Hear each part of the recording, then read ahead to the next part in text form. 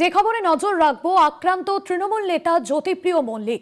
নিজের বাড়িতেই আক্রান্ত জ্যোতিপ্রিয় মল্লিক। সল্টলেকের বাড়িতে আক্রান্ত তৃণমূল কংগ্রেসের হাবড়ার বিধায়ক জ্যোতিপ্রিয় মল্লিক, এমনটাই জানা গিয়েছে।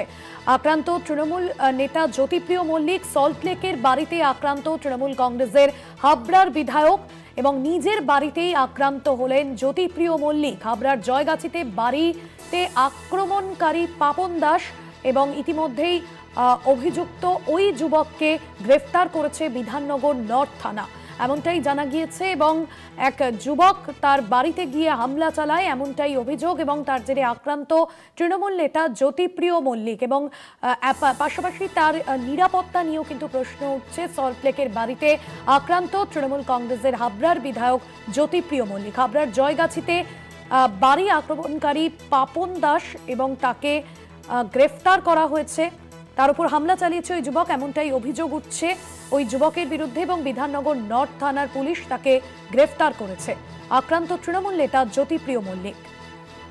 আক্রান্ত তৃণমূল নেতা জ্যোতিপ্রিয় মল্লিক নিজের বাড়িতেই আক্রান্ত। হঠাৎ করেই এক যুবক হামলা করে বলে অভিযোগ উঠছে এবং ওই অভিযুক্ত যুবককে গ্রেফতার করেছে পুলিশ। বিশেষ প্রতিনিধি দেবজ্যোতি ঘোষ রয়েছেন ফোন লাইনে। দেবজ্যোতি দা, তার নিরাপত্তা নিয়ে প্রশ্ন উঠছে, নিজের বাড়িতেই আক্রান্ত হলেন তিনি। সন্ধ্যার কিছু পরে ঘটে জ্যোতিপ্রিয় মল্লিক বাড়িতে বসে কর্মীদের সঙ্গে জনসংযোগ করছিলেন। সেই সময় হঠাৎই তার উপর আক্রমণ হয়। পাপন দাস নামে এক ব্যক্তি তার উপর চড়াও হয় এবং প্রাথমিকভাবে যেটা জানা যাচ্ছে যে তারপরই সাথে সাথে সেখানে স্থানীয় বেশ কিছু তৃণমূল কর্মী সমর্থক ছিলেন, তারা কিন্তু পাপনকে আটক করেন। তারপর সল্টলেকের উত্তর থানার পক্ষ থেকে পুলিশ আসে এবং পাপন দাসকে গ্রেফতার করে। পাপন দাসের বাড়ি হাবড়াতে। তিনি এসেছিলেন বেশ কয়েকজন তৃণমূল কর্মী সমর্থকদের সঙ্গে, তবে তৃণমূল কর্মী নন বলেই এখনো পর্যন্ত সে স্থানীয় সূত্র থেকে জানা যাচ্ছে। তবে এর আগেও কিন্তু জ্যোতিপ্রিয় মল্লিকের ওপরে এইরকম ভাবে আক্রমণের একটা চেষ্টা হয়েছিল গত সপ্তাহে।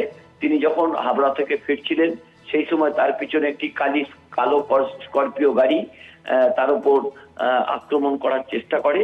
তা নিয়েও কিন্তু তিনি উত্তর চব্বিশ পরগনার পুলিশ সুপারের সঙ্গে কথা বলেছিলেন এবং সল্টলেকের পুলিশ সুপারের সঙ্গে তিনি কমিশনারের সঙ্গে কথা বলেছেন এবং রাজ্য পুলিশের পদস্থ কর্তাদেরও জানিয়েছেন। তবে হঠাৎই তৃণমূল কংগ্রেসের বিধায়ক এই জ্যোতিপ্রিয় মল্লিকের ওপর কেন আক্রমণ, তা নিয়ে কিন্তু ইতিমধ্যে প্রশ্ন উঠছে।